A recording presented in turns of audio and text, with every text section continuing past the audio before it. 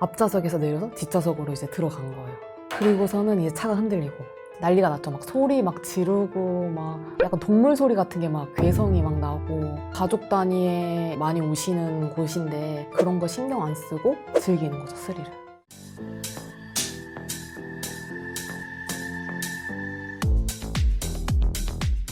안녕하세요. 저는 더레드 탐정 대표 주서빈이라고 합니다. 반갑습니다.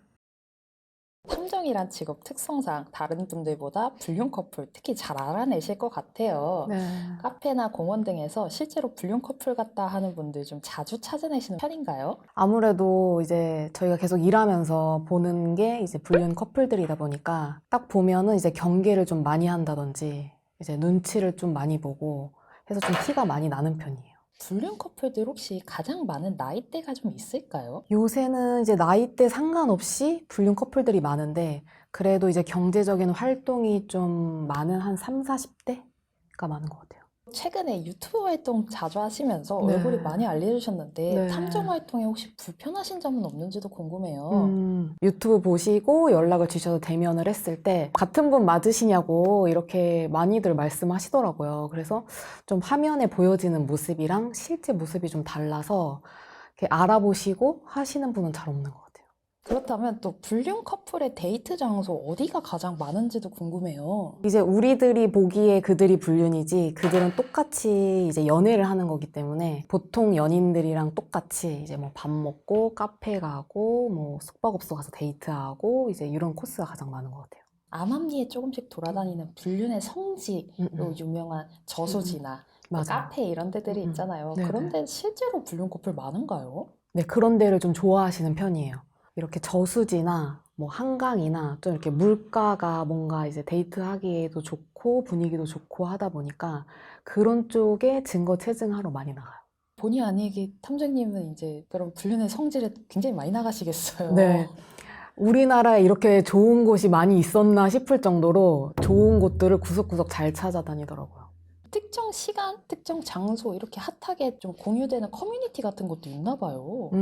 카카오톡이나 이런 데 오픈 채팅이 좀 활성화가 되면서 그 안에서도 많이 공유를 좀 하는 편이고, 반대로 많은 분들이 좀 예상을 못하는 의외의 장소나 그런 불륜의 성지도 있을까요? 공원이나 마트 주차장 같은 데에서 많이 만나고, 다른 사람들 신경 안 쓰고 데이트할 수 있어서 차 안에서도 데이트를 많이 하는 것 같아요.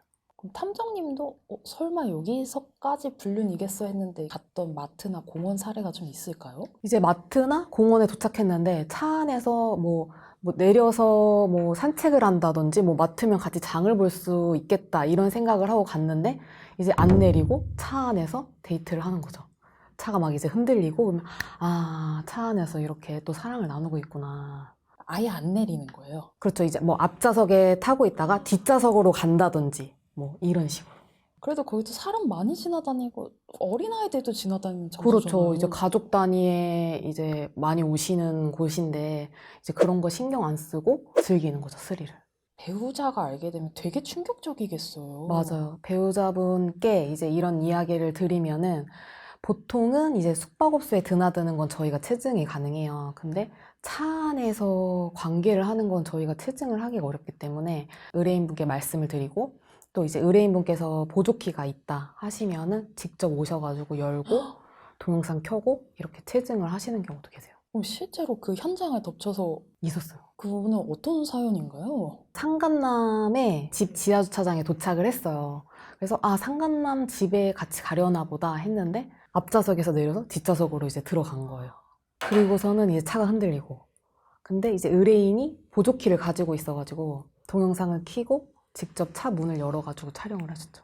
차 안은 완전히 난리가 났죠. 막 소리 막 지르고 막 약간 동물 소리 같은 게 막 괴성이 막 나고. 그 의뢰인분이 그렇게 행동하실 거라는 거 탐정님도 모르셨던 얘기인가요? 아, 이거는 사전에 이제 의뢰인이랑 다 이야기가 된 거고 아, 같이 이제 주변에서 대기하고 있다가, 왜냐면 타이밍을 잘 맞춰서 열어야 되거든요. 네네, 그게 너무 네. 궁금했어요. 그래서 이제 그 적절한 타이밍에 지금 하시면 됩니다 해서 이제 직접 하신 거죠. 이런 특이한 장소나 동선이 오히려 불륜의 결정적인 역할이 된 사례가 또 더 있을까요? 남녀가 만나는 게 뭐 다 100% 불륜은 아니잖아요. 뭐 비즈니스 때문에 만날 수도 있고 그냥 친구 관계일 수도 있고 그래서 애매한 경우가 있거든요. 그런데 이제 뭐 공사장이라든지 차들이 없는 한적한 곳에 차를 대놓고 이제 오랜 시간 있다 하면은 그럴 확률이 높은 거죠. 불륜일 확률이. 공사장이요? 네, 공사장 같은 데다가 주차를 해놓고 또 즐기는 거죠. 차 안에서 또 관계를. 그럼 시간도 좀 밤늦게 네, 이렇게 맞아요. 가나요? 밤늦은 시간에.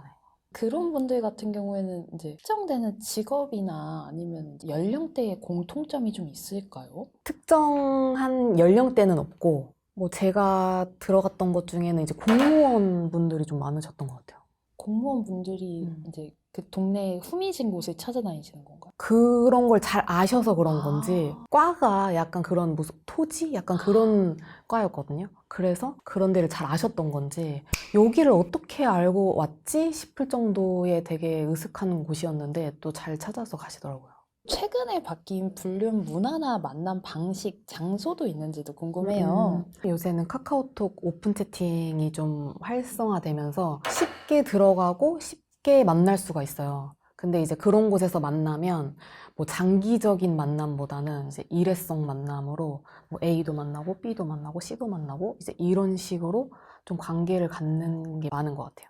내 배우자의 상간자가 한 명인 줄 알고 있다가 음. 알고 보니까 일회성으로 이렇게 막 다인불륜을 저지르는 그런 케이스도 내가 온 적 있었을까? 네, 있었고, 아내가 이제 의심이 된다 네. 해서 이제 맡기셨는데, 밥을 먹고 이런 데이트 과정이 없이 그냥 만나서 모텔에 가고, 이런 패턴이고, 또 만나서 모텔에 가는 대상이 계속 바뀌었어요. 일을 하는 날짜마다. 혹시 하루에 최대로 많이 만난 후배인은 몇 명이셨을까요? 전날에 만나서 같이 하루를 보내고, 뭐 점심때쯤에 헤어지고, 오후에 만나는 그 이성이 또 다른, 이렇게 약간 외도를 하시는 분들이 정말 부지런하고 체력이 좋으신 것 같아요. 요즘은 또 오픈톡방에서 만나다 보면은 사실 상대방의 연령 같은 것도 잘 모르다 보니까 나이 차이가 되게 많이 나는 불륜도 발생할 것 같아요. 맞아요. 제가 본 최대 많이 나는 케이스가 40살 차이 나는. 40살이요? 예, 예. 그 정도면 거의 손주뻘. 거의 그렇죠. 그 케이스는 어떤 사례였나요? 여자가 남자의 이제 재력을 보고 만나는 경우. 그런 스폰 케이스들도 좀 나이 차이가 많이 나는 경우가 많나요? 맞아요. 이렇게 업소에서 만나가지고 집도 얻어주고 차도 사주고 한 달에 생활비도 이렇게 주면서 이렇게 만나는 케이스들이 이제 강남에 많이 있죠. 그 스폰을 하시는 분들이 좀 전문직 종사자분들이 좀 그렇죠. 이제 사업하시고 이제 뭐 부동산이 좀 많으시고 이제 그런 분들. 반대로 설마 여기까지는 안 보겠지 하면서 좀 방심하는 장소가 있다면 어딜까요? 이제 차 안 같은 경우가 프라이빗하다 보니까 뭔가 차 안에서 뭔가를 하시는 경우가 많은 것 같아요. 내가 안심을 하고 있다 보니까 무심코 남겨주는 결정적인 단서도 좀 많을 것 같은데요. 차 안에다가 귀걸이나 뭐 립스틱이나 이제 이런 걸 떨어뜨려 가지고 이게 뭐지? 하면서 의뢰인이 의심하게 되는 케이스가 있죠. 그거 되게 드라마에서 많이 보던 클리셰 같은데 그게 실제로도 많이 일어나나 봐요. 맞아요. 거의 대부분 어떻게 뭐 의심을 하게 되셨어요? 뭐 어떤 부분이 의심스러우세요? 하면은 그런 경우가 많았어요. 뭐 차 안에서 이런 게 발견이 됐다. 뭐 그래서 내가 블랙박스를 봤더니 뭐 여자를 태우고 뭐 이런 것들이 찍혔다. 뭐 이런 식으로 시작이 되는 경우가 많은 것 같아요. 근데 이게 또 차 안에서 좀 애정행각을 벌이고 나면은 블랙박스 요즘에는 꼭 지우실 것 같거든요. 대표적으로 하는 똑같은 변명이 있을까요? 아예 블랙박스에 내용이 없는 것 자체를 의심을 해서 이제 의뢰를 주시는 경우도 있어요. 왜냐면 블랙박스를 지울 이유가 없는데 블랙박스에 내용이 없다. 항상 지운다. 뭐 통화 기록 이런 것도 다 지우고 들어온다. 그러면 뭔가 이제 이상한 거죠. 당연히 무언가 찍혀 있어야 되는데 안 찍혀 있고. 증거 채증이 그 외에 더 힘든 장소가 있다면 어디가 있을까요? 이제 무인텔에 들어가시는 경우에 무인텔 들어가고 나면 블라인드가 내려오고 그럼 그 안이 안 보이기 때문에 이제 무인텔 채증이 좀 어려운 것 같아요. 그럼 무인텔 같은 경우에는 다른 증거로 대체를 많이 하시게 되는 편인가요? 맞아요. 데이트를 할 때 스킨십 하는 거, 뭐 손잡고 나온다든지, 뭐 팔짱을 끼고 나온다든지, 뭐 나와서 뽀뽀를 한다든지, 이제 이런 걸로 대체를 할 수 있으면 그런 걸로 대체를 하고, 그런 것도 없다 하시면은 최후에는 이제 의뢰인이 오셔가지고 그 앞에서 대기를 하고 있다가 나중에 이 블라인드가 올라갈 때 그때 이제 맞고 체증을 하는 거죠. 진짜 이분은 너무 철저했다 하는 의뢰인분 기억에 남는 분이 있으실까요?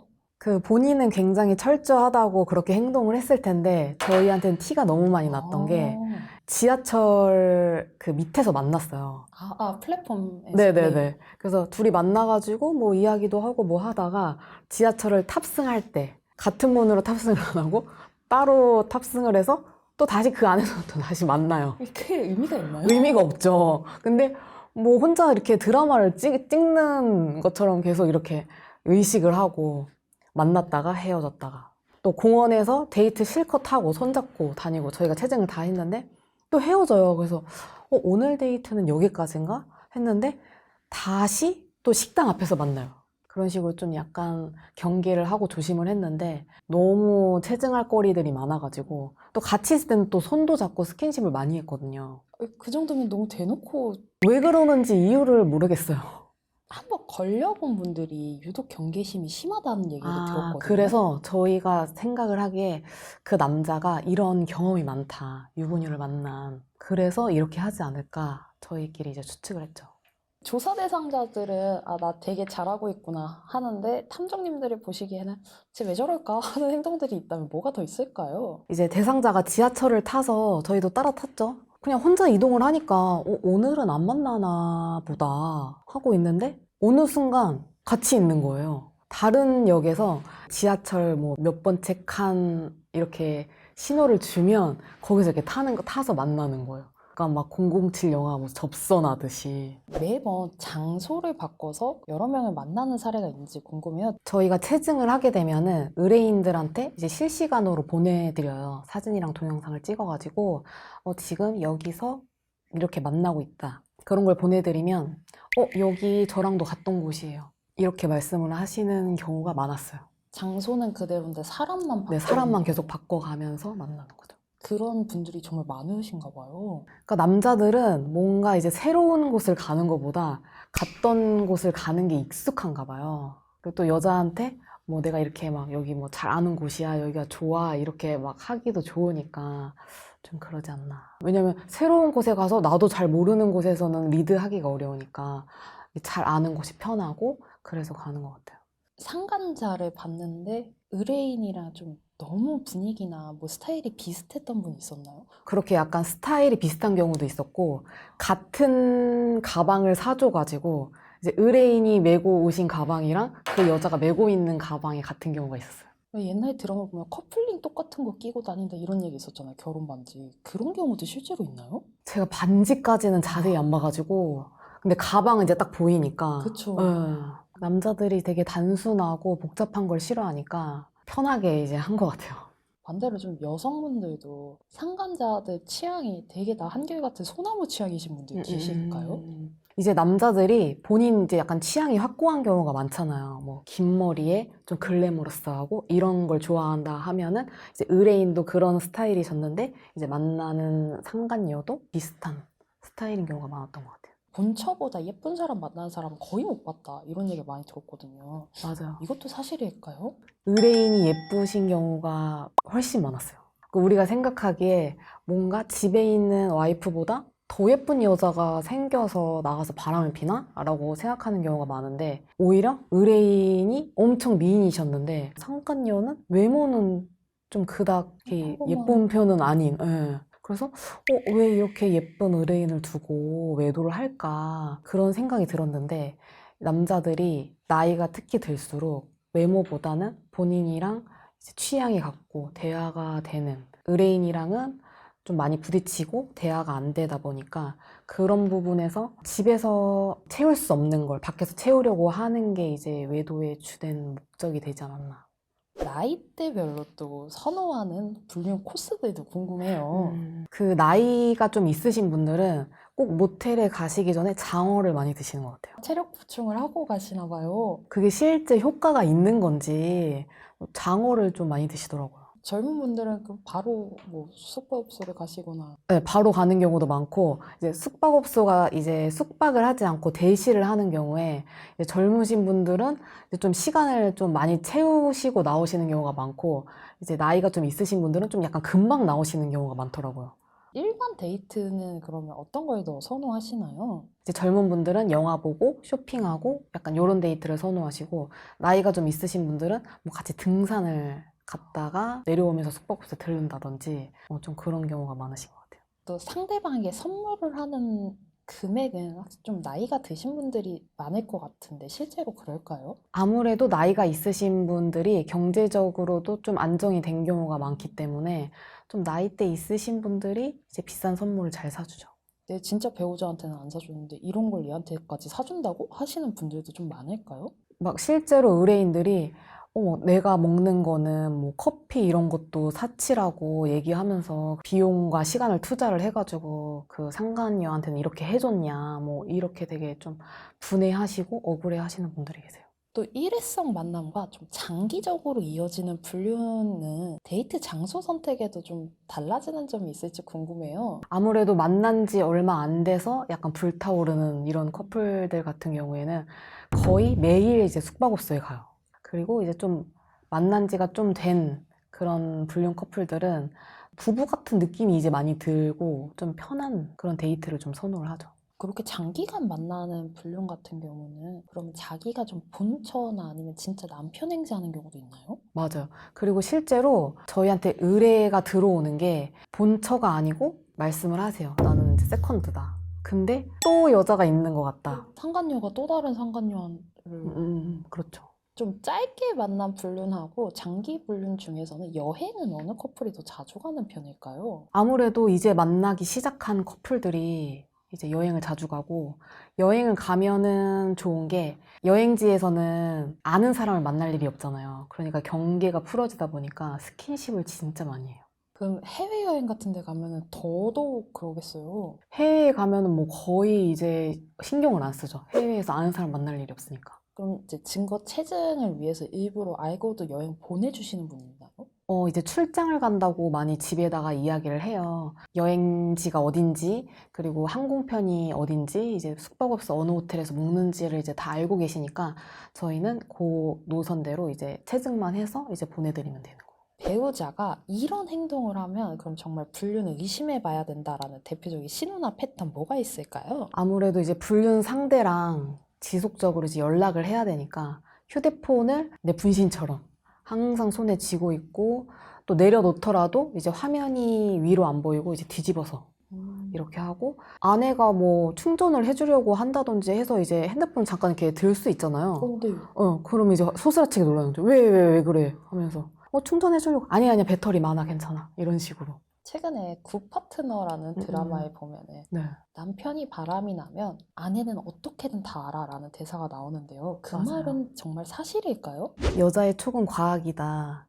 정말 맞는 것 같아요. 이렇게까지 해서 불륜인 걸 알아냈다라고 하시는 분도 있을까요? 어떻게 약간 불륜을 의심하게 되셨어 했더니 하시는 말씀이, 양말을 이제 신고 나면은 이렇게 양말에 이렇게 줄이 있잖아요. 네. 네. 그게 선이 2개가 있더래요. 그러니까 한 번만 신었던 게 아니고 벗었다가 다시 신어서 약간 엇갈리게 2개의 줄이 있었나 봐요. 그걸로 이제 의심을 하신 거예요. 그걸 캐치하신 거예요? 그걸 캐치하신 거예요. 허, 그래서 저도 생각지 못했던. 진짜 촉이라는 게 무섭긴 무섭네요. 정말. 또 특히 이제 나이대가 있으신 분들은 뭐 30년, 40년 이렇게 같이 사셨으니까 조금만 이상해도 금방 이제 눈치를 채시죠. 이분은 왜 의심을 지금까지 안 하셨을까라고 하셨던 분도 있을까요? 근데 남자분들 중에서 좀 약간 무디신 분들이 있어요. 그래서 제가 확률적으로 보니까 남자분들이 와이프의 외도가 의심이 된다 해서 이제 의뢰를 주시면 거의 맞는 경우가 많아요. 왜냐하면 남자분들이 의심을 했다 하면 이미 여자분들이 너무나 많은 걸 흘린 거거든요. 그러니까 이제 뭐 이 정도까지는 나한테 관심이 없으니까 잘 모르겠지 하시면서 안심을 하고 행동을 했는데, 뭐 너무 많은 이런 걸 흘리니까 결국에는 이제 의심을 하시게 되시는 거죠. 그래서 네가 뭐 어쩔 건데 너 이혼 못 그래도 못 할 거잖아 라고 하면서 대놓고 외도하시는 분들도 있을 있었어요. 그 아이가 장애가 있는 가정이었는데 본인 남편만 이제 경제활동을 하니까 아이가 장애가 있어서 나가서 일을 할 수도 없고, 그러니까 이제 이혼 요구를 못 하는 거죠. 바람 피는 걸 알면서도 아이가 아프니까. 그러니까 그걸 또 알고 남자는 대놓고 바람을 피고 너무 대놓고 무시를 하고 집에 있을 때도 그 남자가 이제 아파가지고 밖에 외출을 할 수가 없었는데 상간녀가 집으로 이제 배달 음식도 시켜서 보내주고. 배우자의 외도로 고민 중이신 분들께 꼭 전하고 싶은 현실적인 조언이 있다면 하나 부탁드릴게요. 네, 이제 아무래도 처음 겪는 일이다 보니까 많이 당황스럽고 힘드실 텐데 이제 당황하지 마시고 일단 증거부터 체증을 해 두시고 그 이후에 내가 어떻게 이제 풀어나가면 좋을지 고민을 하시는 게 좋을 것 같아요. 이제 뭐 도움이 필요하시면은 뭐 언제든지 연락 주세요.